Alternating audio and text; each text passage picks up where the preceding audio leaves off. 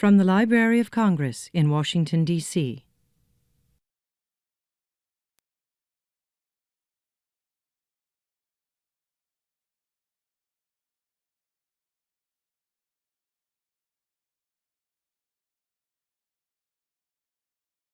Hello, I'm Gail Shirazi of the Israeli Judaic section of the Asian Middle Eastern Division at the Library of Congress. Welcome to today's presentation, Terrorism in Cyberspace, the Next Generation, a presentation by Professor Gabriel Wyman, sponsored by the Science, Technology, and Business Division and the Hebrew Language Table here at the library, in cooperation with the Wilson International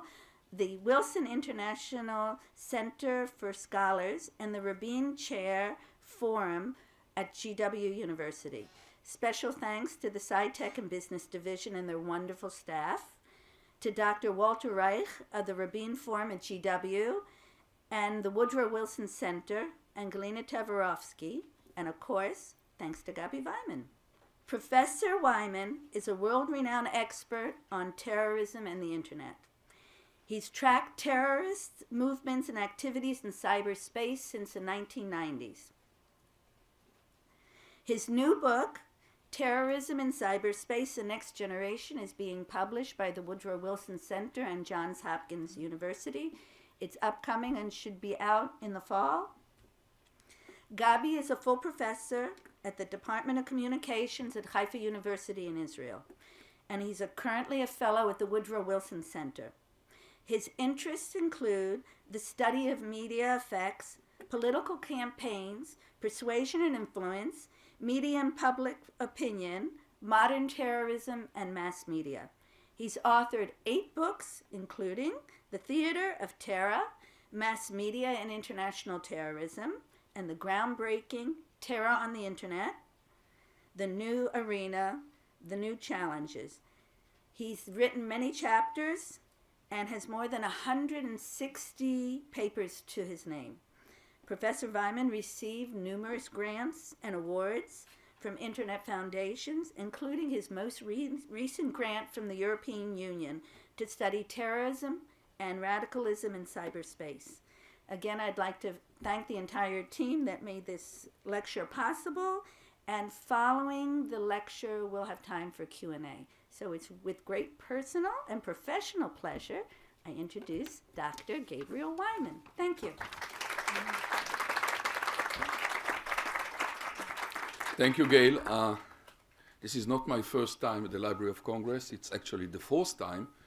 And the reason for that is that I've been dealing with terrorists for many years, and trust me, it's easier to deal with terrorists than to say no to Gail Shirazi. And this tiny woman, there is a giant hiding, and a very powerful one. There is no way I could say no. Okay, I'll move from the microphone. I guess you'll hear me. Just one thing before we start. I have a lot to show you and a lot to tell you. And it will be more like a show and tell than just me speaking. So it will be moving fast because I want to have it all done within 40 minutes and leave some time for questions and answers. So don't blink. You blink, you miss 3 pictures. Okay. Terror in cyberspace, the next generation. I'm trying basically to show you some of the recent findings that will be included in the book, in the forthcoming book. In 2006, we published the last book, or the first book, on this issue, Terror on the Internet. Things has changed in these last 8 years, and my lecture today will highlight some of the most important changes that I want to show you. Just to give you an idea how terrorism and the Internet are interconnected, just look at these pictures, and some of them, and you'll see this is the new setup of terrorists. Regardless of who they are, what motivates them, what kind of conflict, you'll always find these pictures. I'll show you some of them. Terrorists hiding somewhere, this case, Chechen rebels somewhere, Kalashnikovs, weapon, and a computer. This is a Taliban fighter. Again, terrorist, Kalashnikov, and a computer. Uzbeki jihadist leader, computer. This is Adam Gadahan, now known as the official spokesperson in English for Al-Qaeda. 2 computers in his office, more than any university professor usually has. Does it look like a bunker of a terrorist group? It is. It looks like a computer lab of a university, but this is a Hezbollah bunker, loaded with computers all connected to the internet, and in a minute you'll understand why. Well, this is a computer lab of a terrorist group. This is how it looks like. Masked faces, but computers. Okay, the project that I'm part of started in 1998, so 3 years before 9/11. We've been monitoring terrorist use of the internet for 16 years now. And when I say terrorist websites, the number right now, even not now, last month, was over 9,800, almost 10,000 terrorist websites that we are monitoring 24/7 in 20 languages. Every material there, visual and textual, is downloaded, archived, coded in a computerized digital way so we can always access it and analyze it. And we analyze it as communication scholars, focusing on the rhetoric, on the persuasive tactics used, and the audiences they target, and so on. Some of these will be presented soon. This research is funded by many academic grants, including one from the USIP, National Institute of Justice, NIJ, here in the States, the Woodrow Wilson Center. The recent one is the EU. I didn't even have time to put it in, but these are our sources. All our findings are reported. They are open.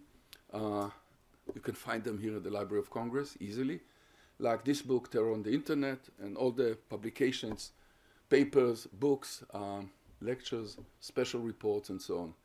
Believe it or not, even Al-Qaeda reviewed my last book.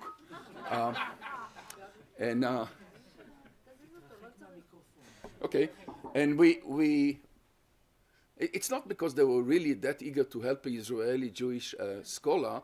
I think what motivated them, that they felt that they read the compliments to their achievements in using the internet and decided that they should promote a book that compliments them. When we started, we had 12 websites, one language, very primitive, very easy to analyze.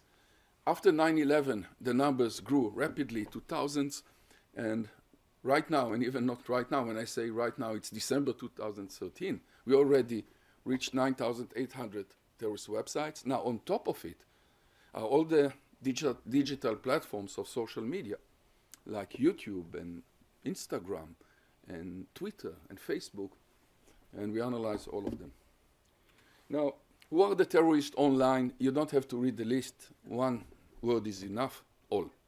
Every terrorist organization is online, most of them in more than one form of presence, more than in one language, using all the facilities that they can find on the internet.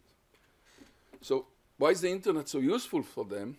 Well, it's easily accessed. You can't find them. They can hide in the cyberspace. They can use it to reach huge audiences, especially young people, which are important for them. They can maintain the anonymity, which is very important once you deal with terrorism. It's very fast. There's no way to block them, no way to censor them. And it's a multimedia environment. It's not one more medium on top of the others, but it's actually all media in one platform, because you can download and upload music or text, pictures, books, lectures, and so on.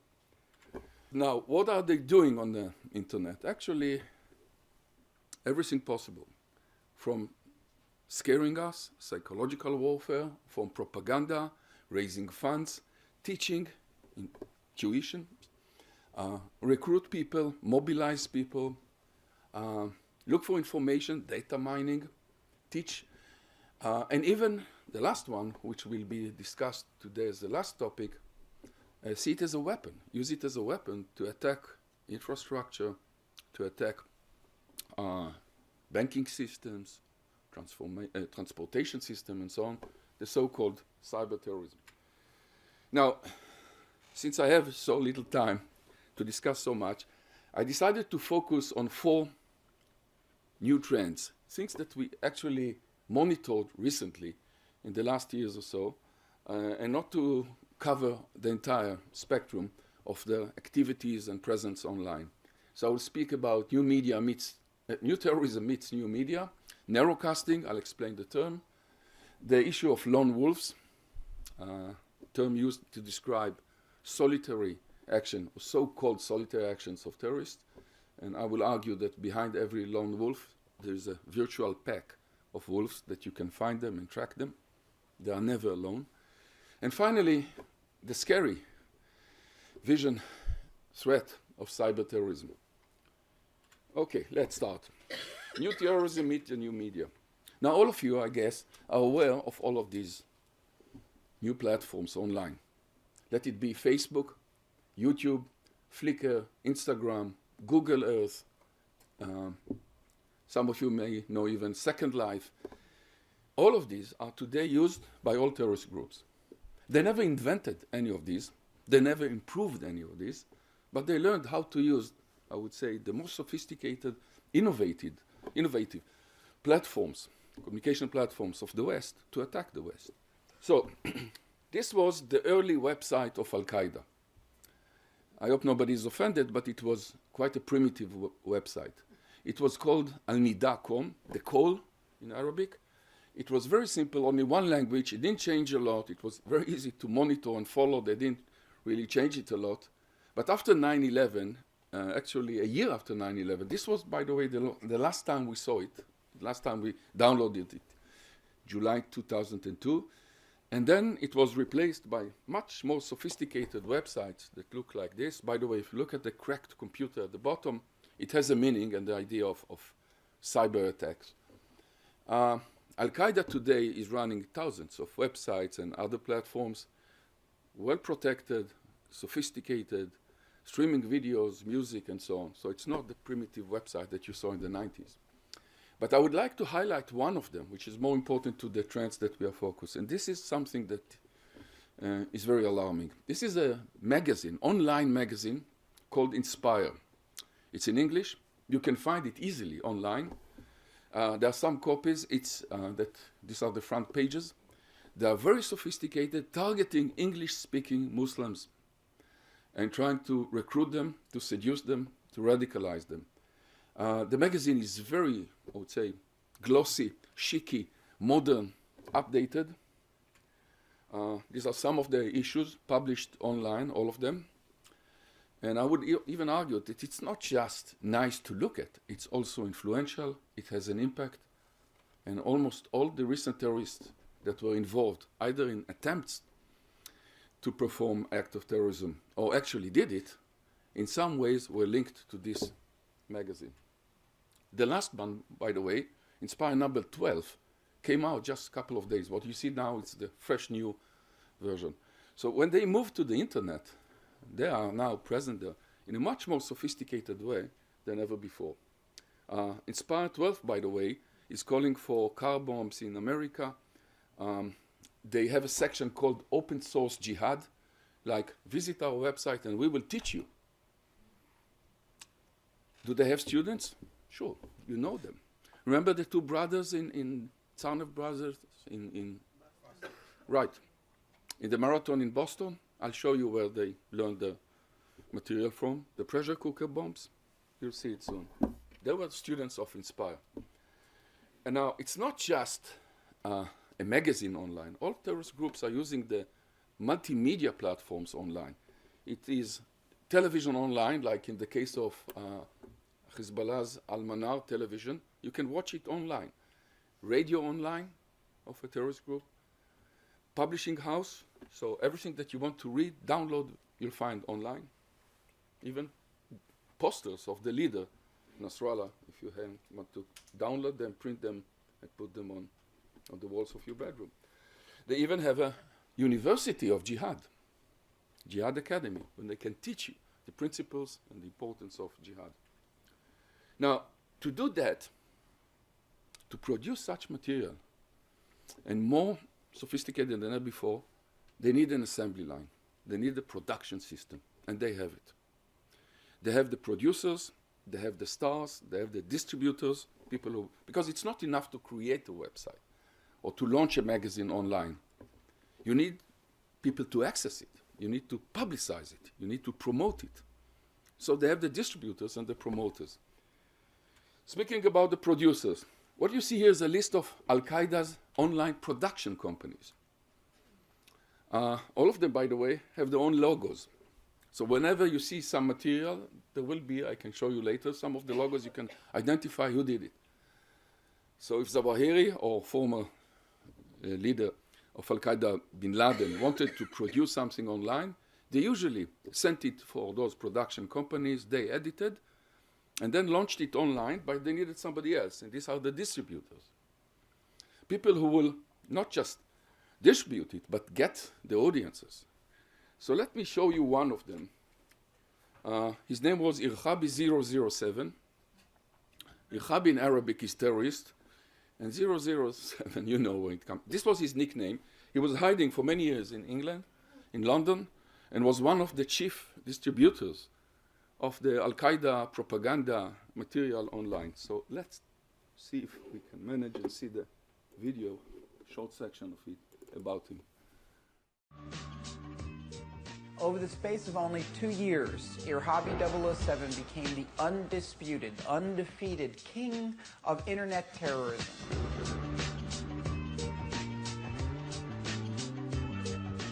This war is not only being fought on the ground in Iraq, but also in cyberspace.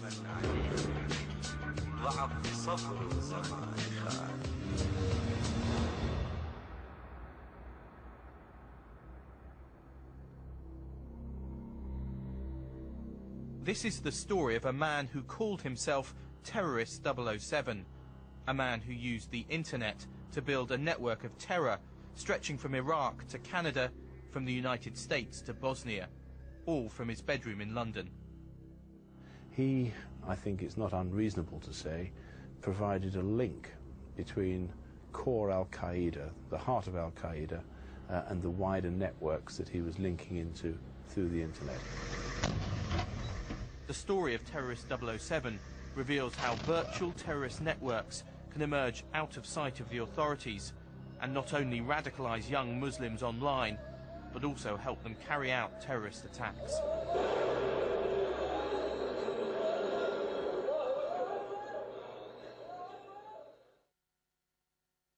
Yunus Souli arrived in London with his father from Morocco in 2001.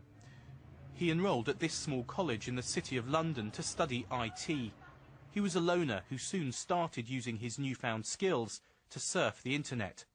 He viewed footage like this, taken from the cockpit of a US fighter jet, as evidence of a Western plan to wipe out Muslims across the world. It's alleged that the film shows innocent Iraqi civilians being killed in Fallujah. The real facts are unclear. Impact. Oh, dude.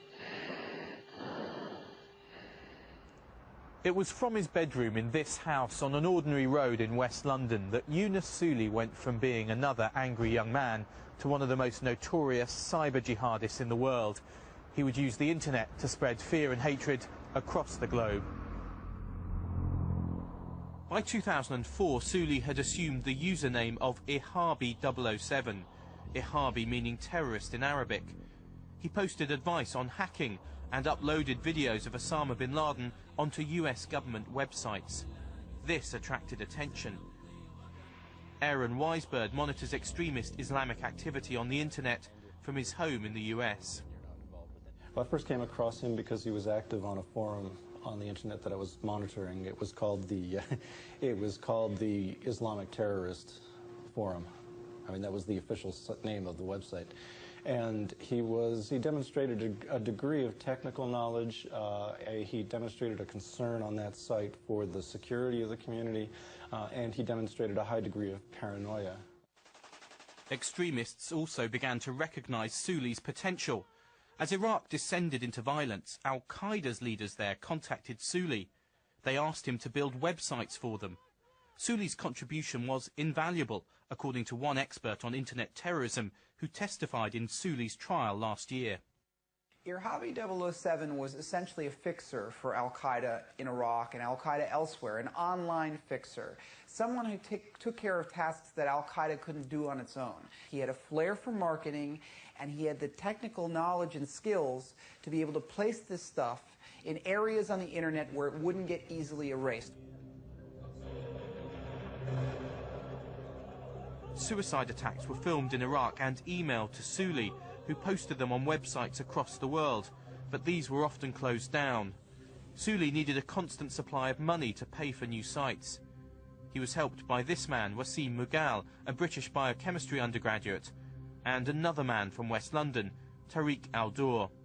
Sooley and Al-Dor never met in person, but Al-Dor had access to over 100,000 stolen credit cards and supplied money to Sooley.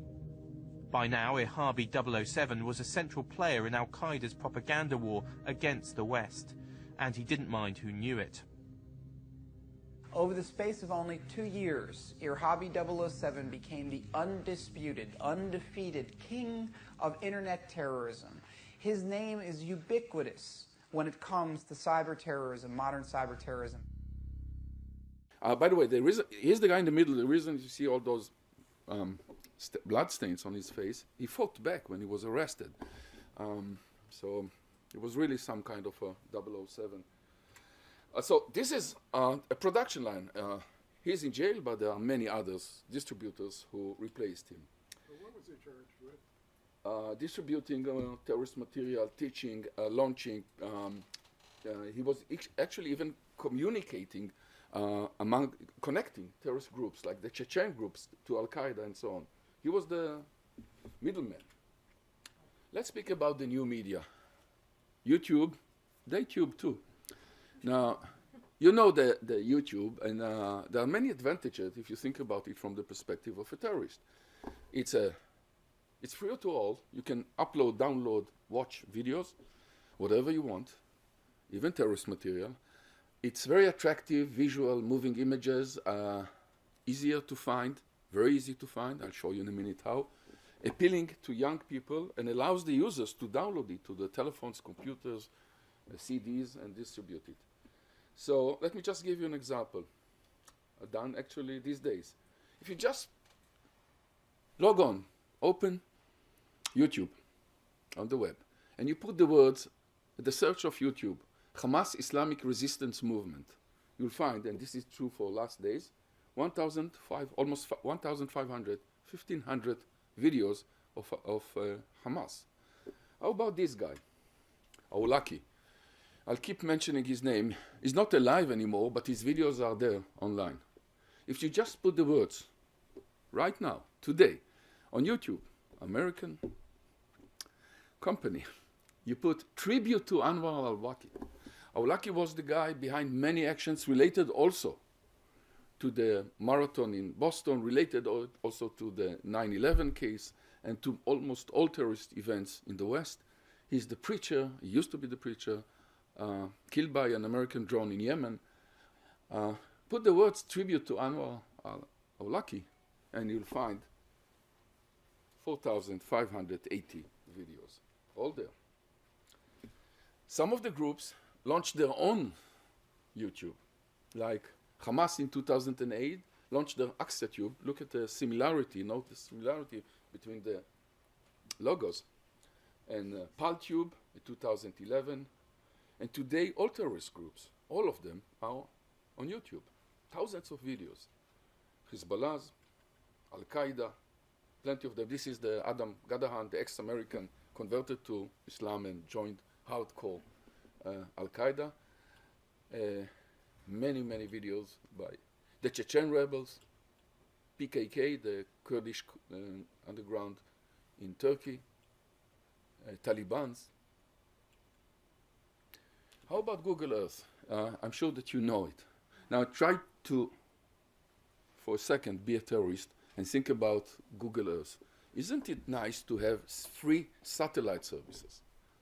As a terrorist, you don't need to launch or to buy satellite. All you have to do is go to Google Earth and download the pictures, the maps, satellite pictures, and use it.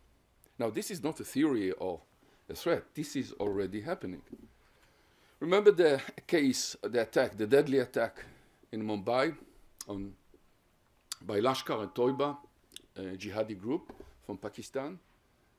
Within one day, they attacked several targets in Mumbai, including the Chabad house and killing the rabbi and his family. But if you look at this picture, this was on the telephone, on the cellular telephone of each of the terrorists. They downloaded the picture, the site, the directions, the distances, so they will all attack at the same time. They will know where to go to using the free services, Google Earth. It was used in, I'll really go fast, but they used Google Earth for other actions, and this was one in Basra, Iraq, Abu Ghraib prison, guiding volunteers to join Al-Qaeda group in Somalia, downloading on the website the directions from Google Earth, targeting Israeli targets with missiles from Gaza Strip using Google Earth. And here you see one of the Hamas operatives saying, we obtained the details from Google Earth. And he's sitting watching actually the targeted cities in Israel. And this is the picture that you can find on his screen. Believe it or not, a jihadi website even posted the headquarters of the CIA. How far is it? Like 10 miles from here in Langley, Virginia. Using new media can, by terrorists, it can be used for online training. There is no need to go to camps and meet and teach each other. They can actually go to virtual camps in cyberspace, where they'll find all the magazines, all the guidebooks, all the manuals, including how to prepare various poisons, how to hit planes, how to attack computer networks, cyber terrorism, something that we will discuss later, how to damage a target with an explosive car, how to build a detonation device. It's all online. They don't need to go anywhere. They can sit at home and join the camp. If we have time, I can maybe later show you, for some of you who may consider a career, though it's a very short career, this is a suicide vest, how to build online, how to build a suicide vest. And it's once you watch it for 10 minutes, you can do it.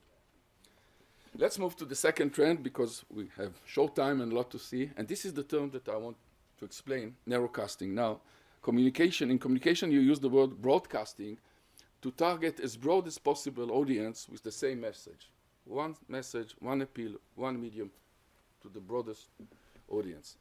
But modern marketing and modern advertising employing new tactics. They call it narrowcasting. Instead of one message to all, they slice their target audiences into small subpopulations according to age, demographics, education, standard of living, and so on. And each group is getting their own messages on their own platforms. Now terrorists do the same.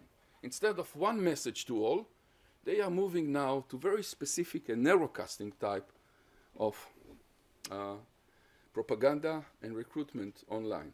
Let me give you two examples very quickly. One of them, maybe the most alarming, is targeting children online. Narrowcasting, terrorists targeting children for propaganda, radicalization. Please note that I'm not saying youth or young people, I'm saying children, age 3, 4, 5, 6, not much more than that. You may think, well, how can a child at the age of 3 do anything for a terrorist group? Well, if you consider that your struggle is a long-term one, it will take generations until you win. You are thinking about educating the next generation of terrorists. So they use narrowcasting to children. Some of it you may even know of. For example, if you go to target children, to persuade, to seduce children, let's say that you sell soft drinks, Coke, Nike shoes or whatever, what will you do? You will use childish material, like comic-style stories, prize-winning competitions, a lot of color, moving images, and so on. Now, terrorists do the same, only that they don't sell Nike shoes. They sell suicide and killing and terrorism. Okay, Mickey Mouse. We all know him, right? Mickey Mouse and terrorism don't go together. Well, not really. Hamas started some years ago their own Mickey Mouse. They called it Farfour. He looked like the Mickey Mouse we all know. The Mickey Mouse that we know was, of course, a very gentle one and never involved in violence and not in politics and certainly not in terrorism. But Farfour was very different. I won't show you the entire films, but some captured stills from it. The Mickey Mouse, the Farfour one, is a really vicious one. He's a terrorist. He's speaking about fighting, sacrificing himself, and he does it for the ruling of the world by Islamic leadership. So he's really preaching. And this is for very, very young children. Now, the Walt Disney people didn't like the idea that Mickey Mouse is being used by a terrorist group. Certainly, since they were not paid any royalties for that. So they started threatening Hamas, and as a result, Hamas decided, well, let's put an end to it by killing.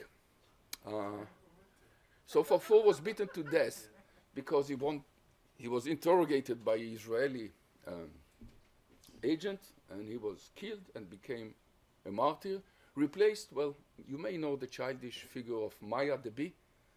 Well, they have their own jihad bee, Nahul, again, become a suicide terrorist.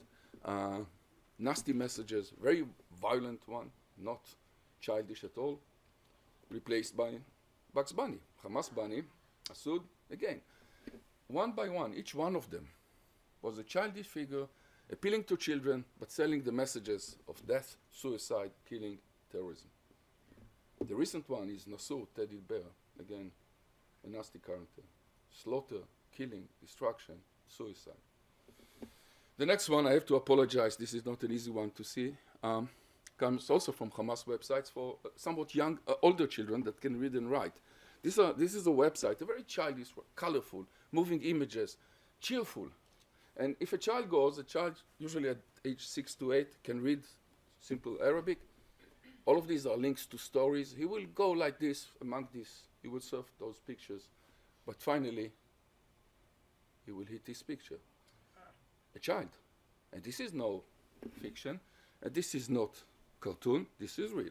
This is the beheaded body of a terrorist, female terrorist in Jerusalem, 2004, in the French Hill. So a child that will go into these websites and surf the stories will finally end up looking at the dead body and a glorified suicide bomber. Children, computers, games. Of course, that's another method. So many terrorist groups launched their own games to teach children how to use those games, desensitize them to the use of violence, to killing, and even to suicide. And even Hezbollah, who launched one of those games, says this is a mental and personal training for those who play it. This is how they see it.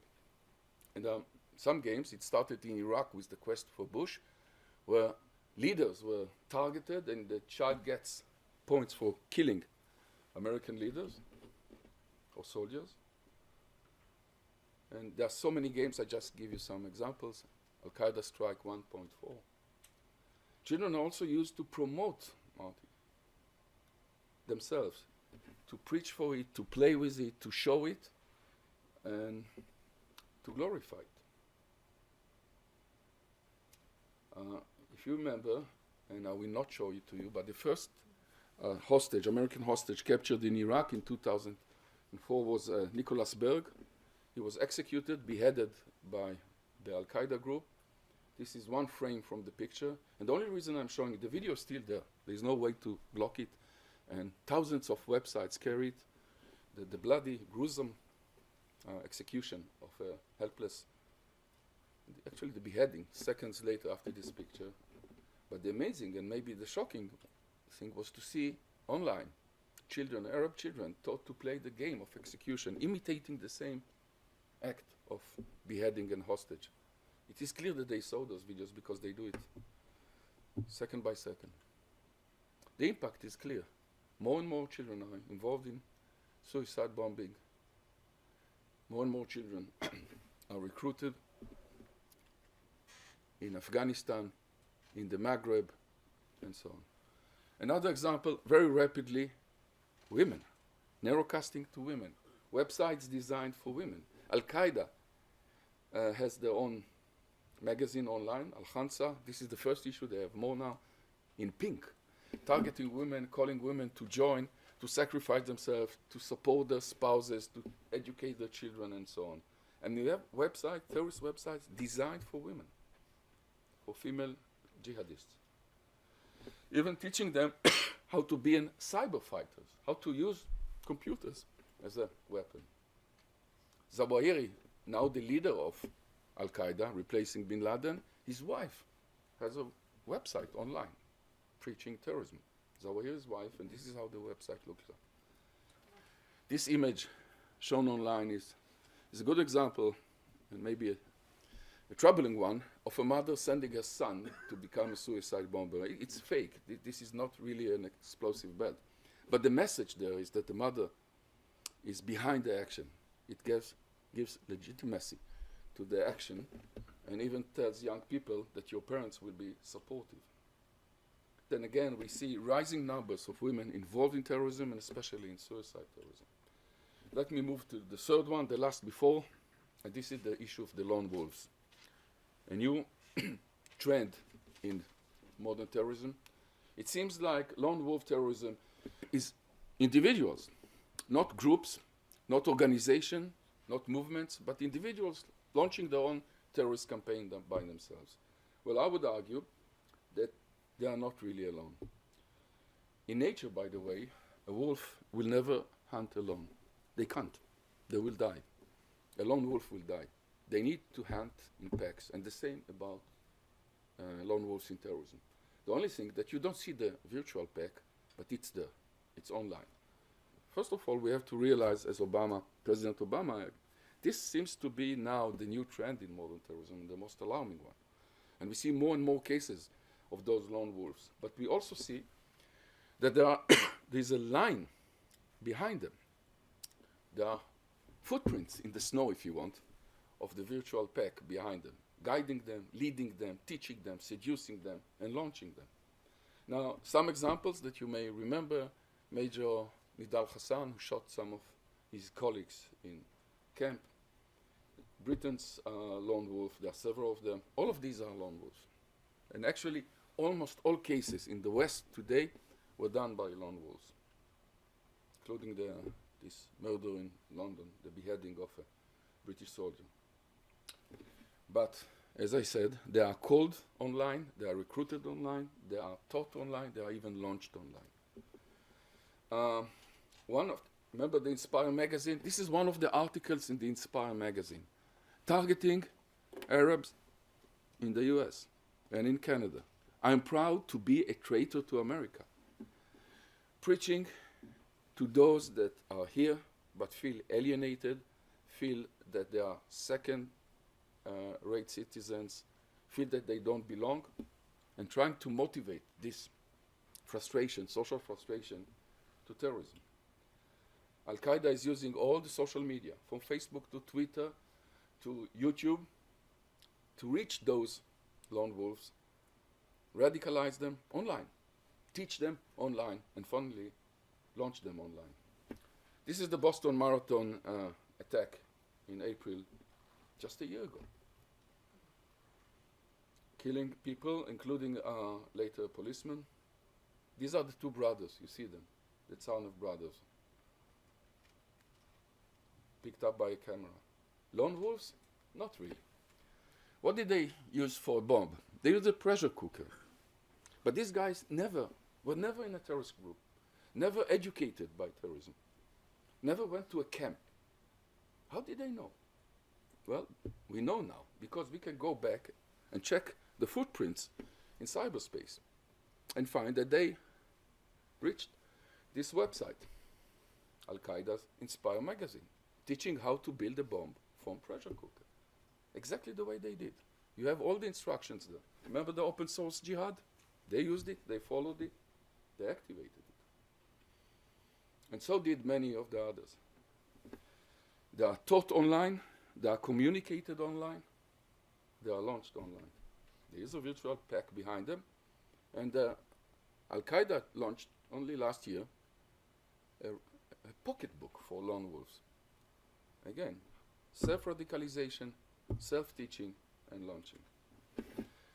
Awlaki, this famous guy, even after his death, is still active on many of those social media. Believe it or not, they are even calling, send us questions and he will answer.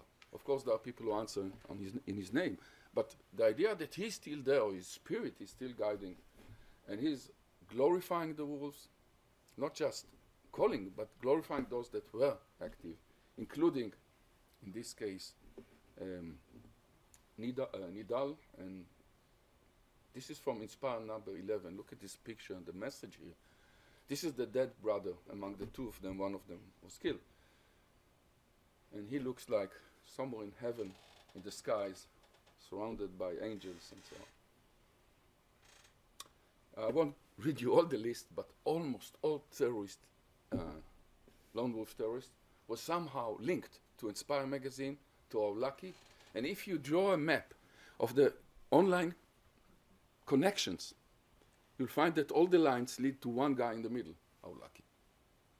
And all done online. He never met them. He never guided them personally. It's all done by online messages. So let's get to the last one. And this is the worst news that I have. I saved, if the other was very cheerful, this is certainly not. Cyber terrorism. What is cyber terrorism? It's a combination of cyber and terrorism. This is launching attacks by terrorists online. What can be targeted? As we will see, there are many targets, and we are very vulnerable online and very dependent on computers. Now, why should terrorists use cyber warfare? Because it's actually, if you know how to do it, it can be easy to do.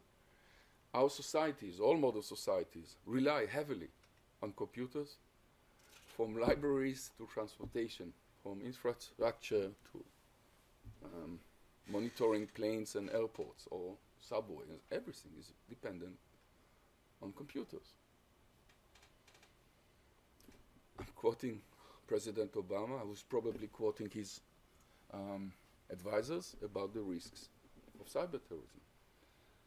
Now, what can be targeted? The list is very long, but of course, news communication facilities, transportation, civilian companies, banking systems, pharmacies, hospitals, they all rely on computers. And not only companies, but power grids, transportation system, water authorities, nuclear facilities, all controlled by computers. So it seems like something very alarming, but something maybe distant, something in the future. Maybe we should not worry about it. Well, not really, because it's already happening right now. Let me explain one of the scariest scenarios, and this is the issue of botnet. Anyone knows the term? Botnet means that we may call it a zombie network. Let's say that this is you sitting somewhere, wherever you want it, and you want to launch a cyber attack that will actually activate thousands of computers. But you don't have thousands of computers. You are all by yourself. So what you do is you spread a virus to many computers all over the world. The virus is a sleeper type. You don't see it, you don't feel it. By the way, maybe many of you, without knowing it, are victimized by that. Your computer may be having that virus. It will not do anything. It will not damage your computer. You will never know. It will not slow it down. You will never know it. Unless one day that guy in the middle, will decide that he wants to attack a target, and he will send a message to all of those botnets, and they will start sending a message to the targeted computer that will be flooded with thousands of messages, thousands of computers attacking at the same time, causing a crash to that computer system. Is it again a nightmare, a probable scenario? No, it's happening. First of all, this is just to show you the amount of botneted computers. And we are talking about 6 million infected by botnets in 6 months only. It was used. It was used 7 years ago.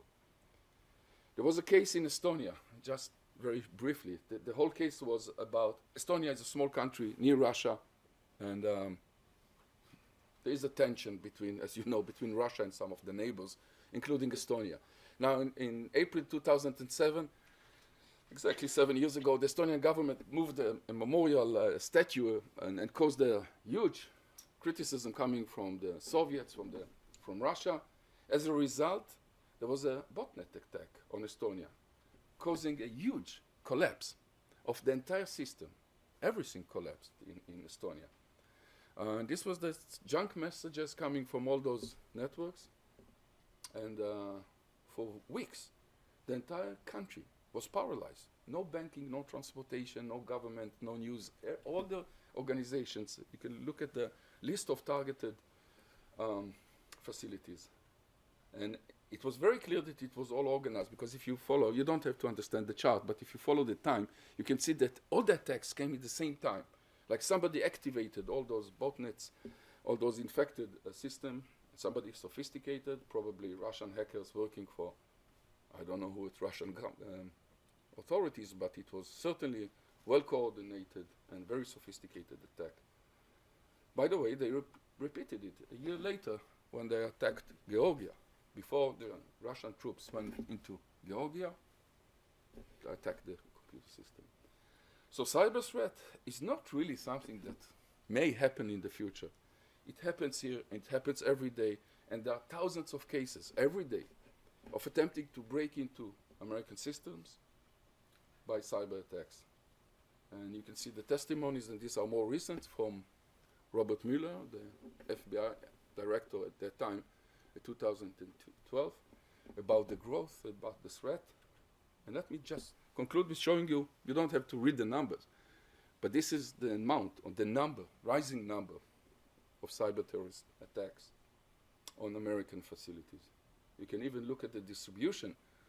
This was in 1 month in June 2012.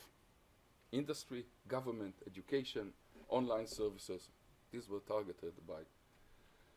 Now, who may it come from? It may come from terrorists, from hackers, criminals, and states.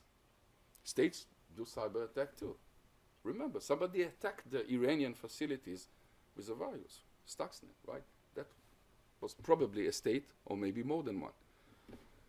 But how about the alarming situation when you get a combined, a joint cooperation, joint venture, let's say states and terrorists? Iran has hackers unit in the Iranian army.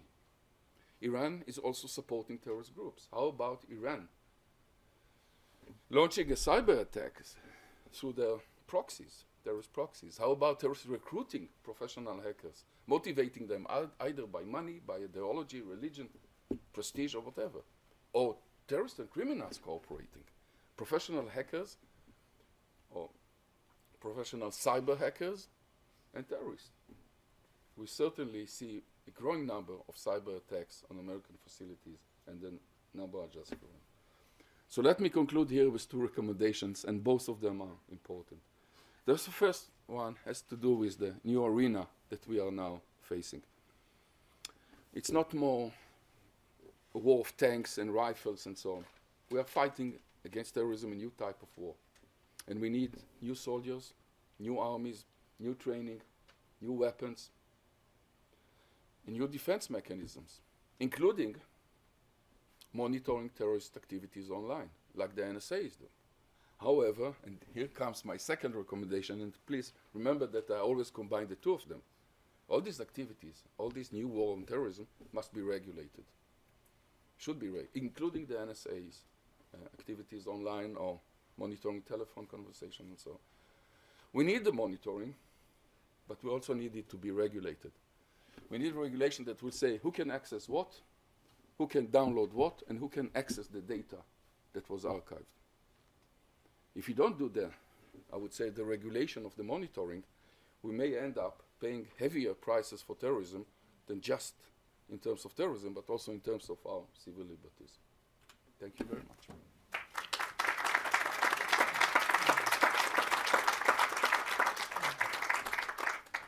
Thank you, Gabi. We do have time for questions, and Gabi, would you please repeat the question so it goes into the webcast? Okay, I repeat the question. David asked about regulation. What is the state of regulating the activities now? and maybe a comparison between Israel and the States. Now, let me say that I don't know much about what is done there.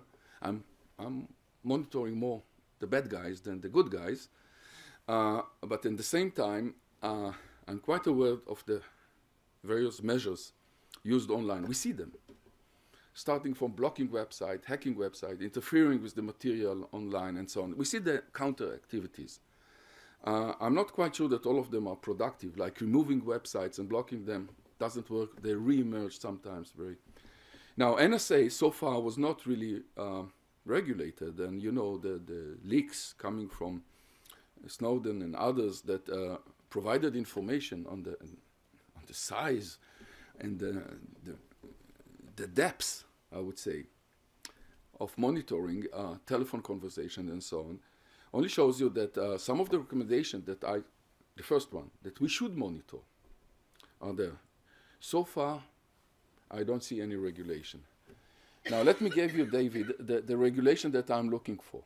And it's not that, I'm really thinking that we are moving there, because the growing criticism of NSA for various circles, social circles and political circles, will lead them, and it is leading President Obama to launch some of those measures. But let me give you an example that all of you know, and then apply it to the internet and to the NSA. When you go to the airport, you are victimized by TSA, right? You're harassed because they ask you to turn around and lift and open and take off your shoes and your belt, and they scan you, but you are willing to do that because you are willing to sacrifice some of your civil liberties, some of your privacy for the sake of security, but you want it to be regulated.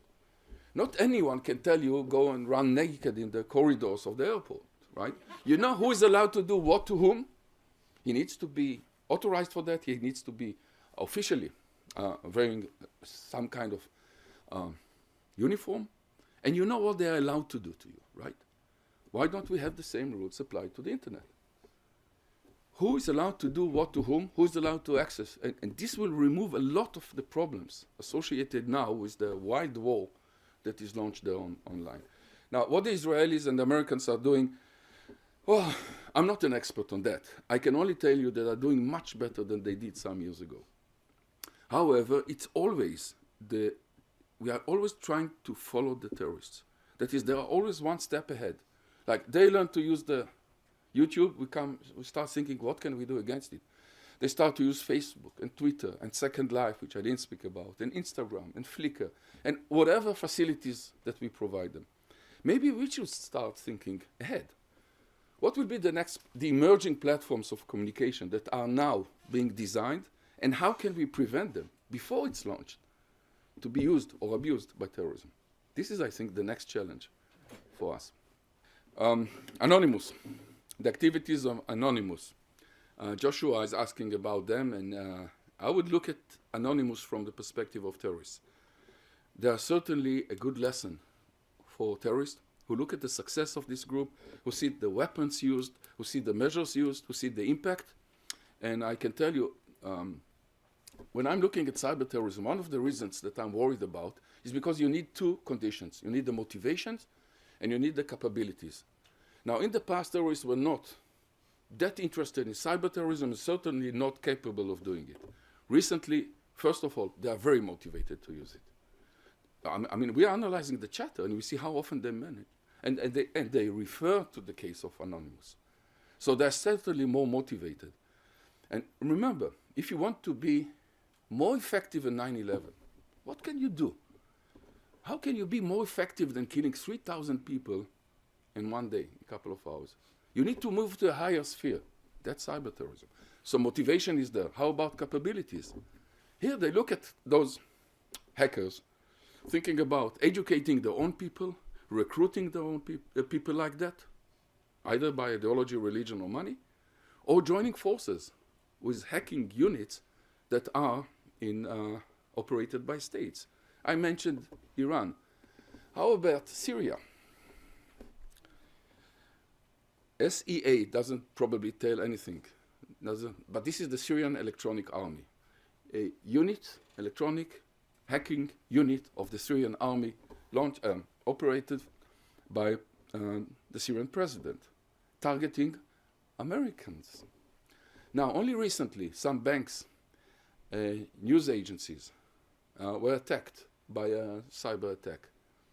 In September 2013, only some months ago, the Navy computer system were hacked by the Syrian army. It took them 6 months to remove the virus from the Navy. Check it. You can find the reports on Wall Street Journal reported twice. First, the penetration, and second, the failure to remove it. So they are capable of doing it. And certainly they look at Anonymous and say, if it works for them, it can work for us. The question is focusing on the use of Inspire, and what does it bring, or what is the message for American Arabs, or Muslims, especially young Muslims in the US. First, it's very interesting. Some of the articles there have nothing to do with terrorism. It's more like social bonding. You feel that you are alone, you feel that you are isolated, come to us. Come, brother, be one of us. We will provide you a virtual community. You can talk to us, you can send questions, we will answer. Don't feel alone. So some of the messages do not do anything with terrorism. They are simply seductive in a social way, social bonding, providing the community. Some of them, I would say, are channeling existing frustrations. You are not really an equal citizen. Your chances of good life are slim. Come to us. We feel like you. So, again, it's not always preaching for terrorism. Some of the Inspire magazines, there are already 12 issues. Some of them are more, I would say, instructions, like how to build a bomb, how to build a bomb in your mom's kitchen. That's one of the titles of the articles, including the pressure cooker. So there are many articles there, some of them religious, some of them social, some of them practical, different levels. But as you see, almost all of the attempts of terrorism in the West were somehow related to that online magazine. So it is effective, it has an impact. I will guinea pig that question and show you one more video. Counter campaign is not just using soldiers or virtual soldiers or digital soldiers and launching a campaign to shut down or to block or to spread viruses. There's also the notion of sending a counter narrative.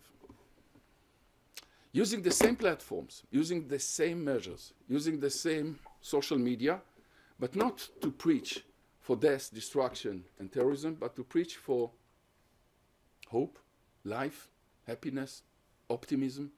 This is another scenario. Let me show you, and I hope you don't mind. It's a very short video, and this is a video of the counter-narratives, like launching a campaign against terrorism, against the use of terrorism, targeting young people, but with a different message.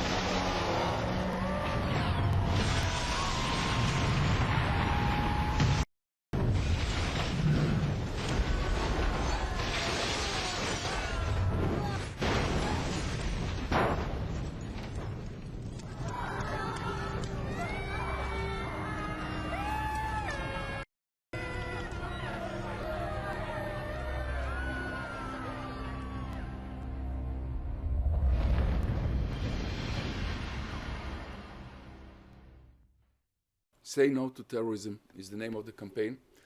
It is not really revealed who is behind it. According to our analysis, it's the Saudis are doing it. It's a whole campaign. I just showed you one video. I think it relates to your question. I think the only way to fight back is not to believe that you can shut down the internet. In one lecture, somebody asked me, why don't we shut down the internet and restart it again? There's no way to go back. I mean, it's going back to Stone Age. There's no way to change history. But we may think of using the same platforms to appeal to the same target audiences with different narratives. And this is one example. We are actually, it's very new, and we are now monitoring it and studying and trying to see what's the impact. but it is certainly one of the measures used to counter terrorist use of the internet. Well, that's a question, an empirical question. We have to look for it. But let me tell you, it's not only one magazine, and it's not just Surge and Inspire. There are hundreds of them, and various terrorist groups in different languages.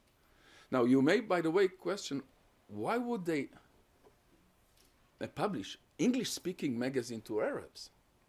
Don't forget that they are preaching to young Arabs in America. Some of them never spoke one word in Arabic. They don't even know. Some of them are second, third generation in America. They call them, for example, to come and join the war in Syria. For Al-Qaeda, of course, not for the Syrian president. So there's a long list of magazines, of video clips used by terrorist groups. So it's not only one, but you're right. There is some feeling of escalation. They become more violent, more threatening, and they certainly go higher in terms of victimization. And cyber terrorism is considered one of the, which was not there like 3-4 years. They never discussed it. Now they do. And Tudok Moja will beszélni, Tudok. This is Hungarian, okay? I'm just trying to impress the audience with my Hungarian is my first language, and Anna, well, you can tell her accent is from the same place that my parents came from. This is a good question, Anna, and it relates. You have to realize that this arena, the online arena, is open not only to terrorists, but to radicals from all sides. And when Gail introduced me, she mentioned the EU grant that we got. Let me only say that it's €60 million that we received for a 5-year project involving 8 nations in Europe. Why is the EU so bothered? Not about terrorism, about radicalization online. This is what they are. They are worried that political extremism from the right, extreme left, religious or not religious, political or not political, will use the same platform that I showed you here. So the risk is not, terrorism is just one section that I focus on. But the threat may come from different groups that are coming from extreme right, extreme left, what have you. So whatever I suggest, and I'm worried about terrorism, is related very well to other groups, including neo-Nazis and fascists in Europe and here. This was, by the way, that the Europeans decided to spend so much money. Not because they thought that this is an important academic issue, because they are scared, because they are threatened. Thank you very much. Thank you very much. This has been a presentation of the Library of Congress. Visit us at loc.gov.